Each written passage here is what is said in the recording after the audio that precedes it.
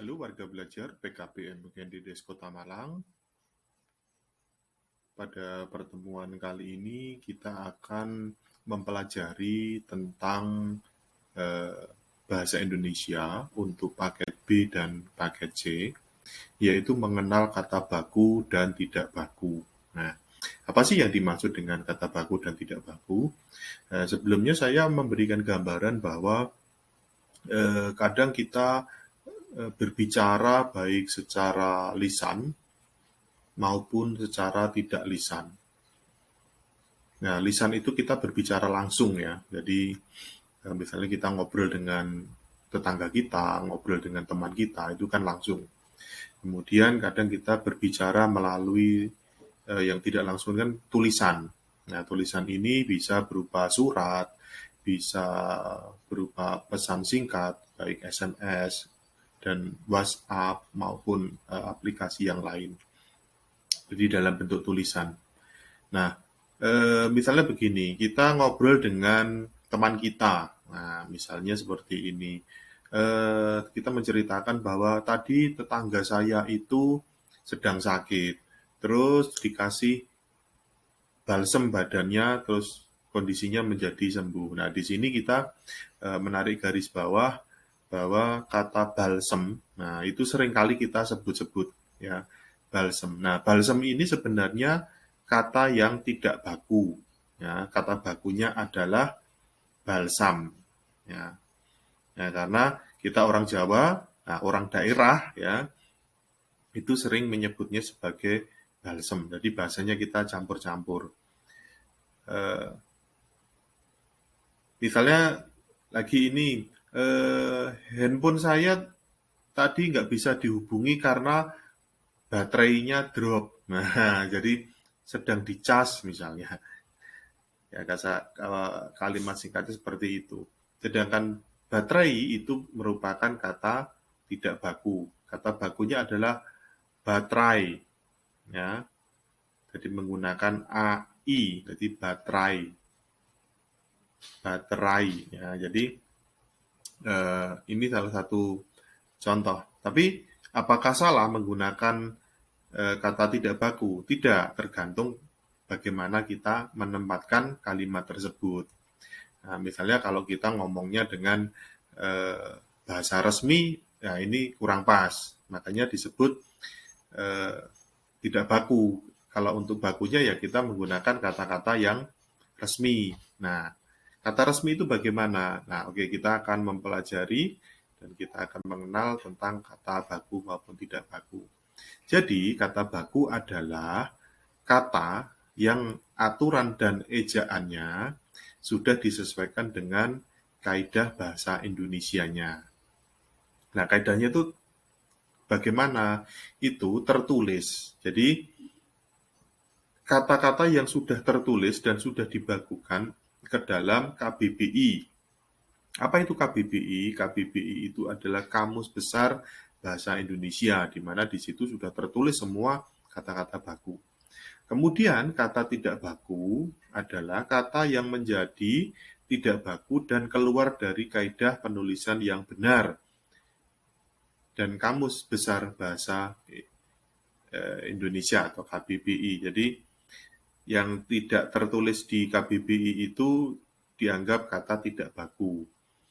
Nah, biasanya kata tidak baku ini sering kita ucapkan pada kehidupan sehari-hari. Seperti tadi, misalnya baterai, misalnya ada lagi bengkoang, kita mungkin menyebutnya bengkoang. Nah, itu kan tidak bakunya bengkoang, tapi kalau bahasa bakunya adalah bengkuang.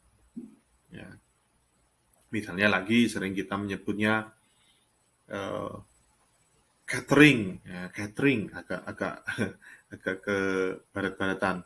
Kata bakunya sebenarnya catering, ya udah biasa aja catering gitu aja. Jadi banyak sekali kata-kata baku maupun tidak baku. Misalnya lagi kita sering menyebut tadi saya minum coklat. Nah, minum coklat itu bahasa tidak bakunya. Atau kata bakunya adalah coklat. Ya. Oke, kita akan melanjutkan tentang eh, ciri kata baku dan tidak baku. Nah, ada beberapa ciri yang saya tuliskan di sini. Yang pertama tentang ciri kata baku. Ya, kata baku tidak dipengaruhi oleh bahasa daerah. Kemudian kata baku tidak dipengaruhi juga oleh bahasa asing. Pada pemakaian imbuhan, kata baku ini bersifat eksplisit. Ya, kemudian baku adalah bahasa percakapan. Kata baku digunakan sesuai dengan konteks kalimat. Kemudian kata baku tidak terkontaminasi atau tidak rancu. Nah, itu ada ciri kata baku dan masih ada beberapa ciri. Silakan nanti Anda baca di buku maupun di internet ya. Nah, kemudian kata tidak baku ini biasanya digunakan dalam bahasa sehari-hari ya. Seperti tadi kita ngobrol tadi saya minum minuman coklat. Nah, itu kan kata tidak baku. Kita banyak menyebut kata-kata tersebut.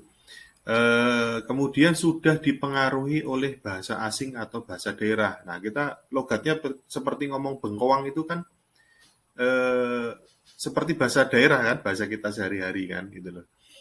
Kemudian banyak kok kata-kata yang sudah terpengaruh dengan bahasa daerah itu tadi. Kemudian bentuknya mudah berubah-ubah. Kemudian sudah dipengaruhi oleh perkembangan zaman. Memiliki arti yang sama meskipun terkesan berbeda dengan bahasa baku. Ya, jadi ini ya, memiliki arti yang sama. Artinya kan sama yang disebut tadi, tetapi meskipun terkesan berbeda dengan bahasa baku. Nah, kemudian apa sih yang menjadi tujuan dengan penggunaan bahasa baku? Nah, bahasa baku ini ada tujuannya, yaitu salah satunya sebagai pemersatu. Ya, pemersatu itu bisa pemersatu bangsa, pemersatu antar wilayah ini ya. Jadi bahasanya itu menjadi bahasa yang baku. Sebagai pemberi kekhasan, bahwa di Indonesia dengan penggunaan bahasa Indonesia itu ada memiliki ciri khas dengan penggunaan kata tersebut. Kemudian pembawa kewibawaan. Maksudnya gimana? Biasanya ada tempat-tempat atau penggunaan bahasa baku ini akan membawa kewibawaan ini misalnya pada saat kita menyampaikan pada event-event formal atau resmi, misalnya pidato kenegaraan, atau mungkin misalnya di pidato pernikahan. Nah, itu juga bisa pidato-pidato atau yang disampaikan oleh pejabat-pejabat itu ya. Nah, itu juga menggunakan bahasa baku. Jadi terkesan orang itu akan berwibawa ketika akan membawakan kata-kata atau kalimat yang baku. Nah, seperti tadi penggunaannya, misalnya pada komunikasi resmi. Nah, komunikasi resmi ini misalnya pada surat dinas. Nah, surat dinas ini pasti bahasanya resmi kan, ya berbeda dengan kita mengucapkan surat-surat, misalnya surat tidak resmi, misalnya surat cinta. Ini anak muda ini yang suka. Tapi kalau ya dulu, kalau sekarang udah tidak musim ya surat cinta. Misalnya ada ucapan ulang tahun itu kan tidak resmi bahasanya. Kemudian wacana teknis. Nah, ini bisa ditemui pada buku-buku atau karya ilmiah. Kemudian pembicaraan sesuai situasi, kondisi, dan tempat. Yaitu ketika saat kita berbicara dengan orang yang lebih tua, ya, atau mungkin bisa jadi tokoh masyarakat, tokoh adat, dan lain sebagainya. Kemudian pembicaraan di depan umum, nah, misalnya pada pidato-pidato tadi, misalnya pidato kenegaraan ataupun di kampus-kampus atau sekolah dan lain sebagainya. Jadi ada beberapa gambaran bahwa penggunaan kata baku dan tidak baku ini sedikit kita pahami, ya. Nah, ada beberapa contoh di sini yang saya tambahkan. Misalnya kata baku aktif itu menjadi kata tidak baku ketika kita mengucapkannya menjadi aktif. Nah, kemudian di sini ada Al-Quran dalam penggunaan tulisan A huruf besar, ya, di depan al ini kan. Kemudian Quran hurufnya Q huruf besar. Nah, kata tidak bakunya ditulis menjadi satu, Al-Quran. Nah, ini adalah bahasa ucapannya menjadi Al-Quran. Kemudian gizi. Nah, gizi ini ketika menjadi kata baku adalah menggunakan huruf Z sebagai penekanannya, gizi. Nah, kata bakunya ketika kita mengucapkan adalah gizi. Nah, kemudian istri. Nah, menjadi tidak baku ketika diucapkan istri ataupun ditulis izin. Nah, kata tidak bakunya adalah izin. Kita simpel aja kalau ngomong bukan izin, tetapi izin. Kadang-kadang ada e-nya, ya, izin. Nah, ada unsur bahasa Jawanya. Kiai bakunya. Kemudian tidak bakunya adalah kiai. Jadi lebih diringkas bahasa ucapannya, kiai gitu kan. November. Nah, November ini bisa diucapkan menjadi tidak baku ketika menjadi November. Nah, jadi ada beberapa contoh ini. Nah, untuk tugasnya adalah saya minta Anda menuliskan 10 kata baku dan kata tidak bakunya. 10 ya, jangan lupa. Dan buatlah kata baku tersebut menjadi sebuah kalimat. Ya. Jangan lupa 10 kata tersebut dijadikan sebuah kalimat dan tugasnya nanti silahkan ditulis pada kertas atau buku, difoto, lalu kirimkan ke WA saya.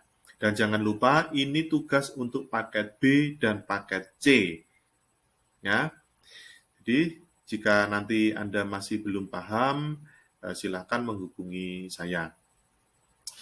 Baik, pertemuan kali ini kita sudah mengenal tentang kata baku dan tidak baku, dan saya harap Anda tetap membaca di beberapa referensi, baik di buku maupun di internet.